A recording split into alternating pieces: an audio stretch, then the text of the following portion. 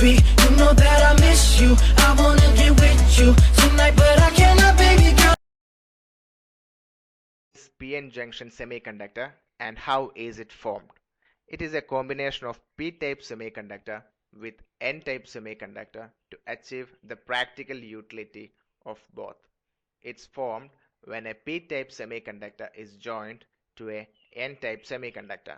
Now with the help of this animation, let's see how the p-type semiconductor and n-type semiconductors work. So the p-type semiconductor has holes which are positively charged, and the n-type semiconductors have electrons which are negatively charged. So you can see free holes which are positively charged are available in the p-type, and free electrons which are negatively charged are available in the n-type. So this is the region where the p-type and the n-type joins, or the junction which is formed, which is called as the PN junction. So this is the PN junction. What happens when a PN junction is made? Electrons near the junction jump from n-type semiconductor towards the p-type semiconductor, and holes near the junction jump from the p-type semiconductor towards the n-type semiconductor.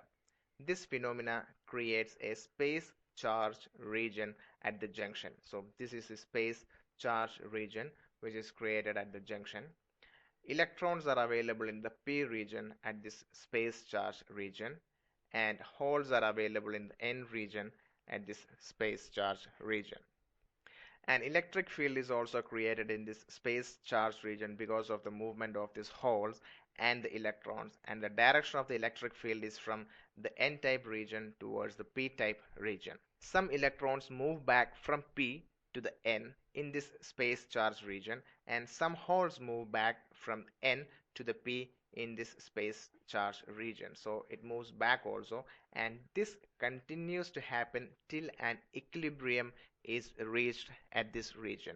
This movement of electrons and holes in the space charged region gives rise to a current, and this current is called as diffusion current.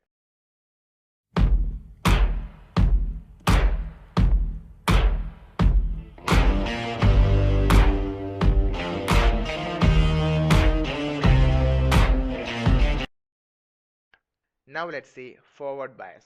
In forward biasing, positive terminal of the battery is connected towards the P region of the PN junction, and the negative terminal of the battery is connected to the N region of this PN junction semiconductor. And you can see the positive terminal repels the holes in the P region, and the negative terminal repels the electrons towards the junction in the N region. So a pressure is acting towards the junction, and this results in the junction to shrink. You can see the junction is shrinking there. Due to this repulsion, the depletion region or the space charge region narrows down, as you can see in the animation. If the voltage in the forward bias is above a specified range, these electrons in the N region drifts through the junction and migrates to the P region, and the holes in the P region drifts through the junction and migrates towards the N region, as like this. You can see the electrons are drifting through the junction towards the P region, and the holes are drifting through the junction towards the N region. Now the current starts to flow across the circuit, and this current is called as the drift current.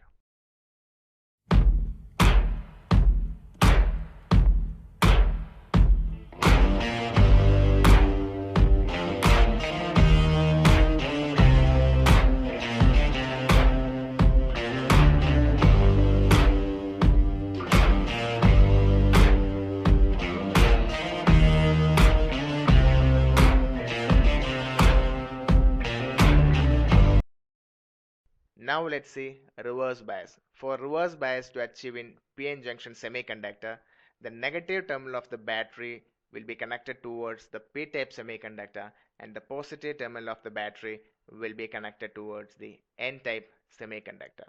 So holes get attracted to the negative terminal of the battery. You can see the animation over there, and the electrons get attracted towards the positive terminal of the battery as per the animation over there.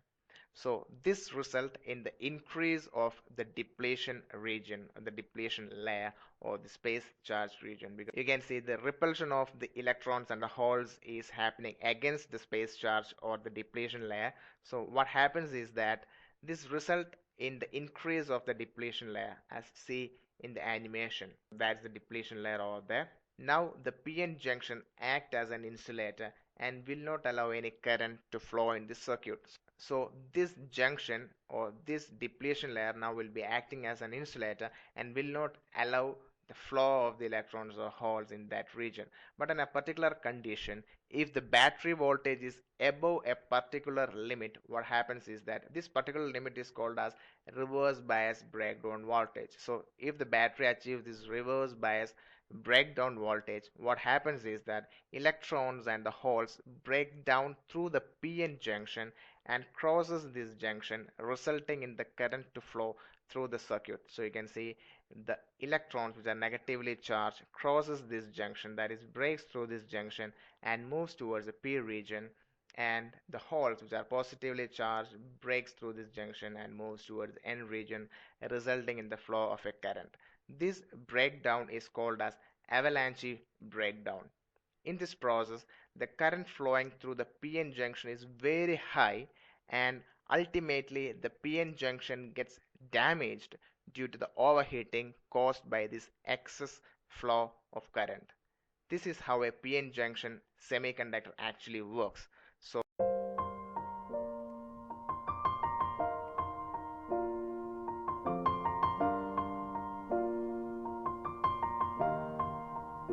it's been a long day without you, my friend, and I'll tell you all about it when I see you again.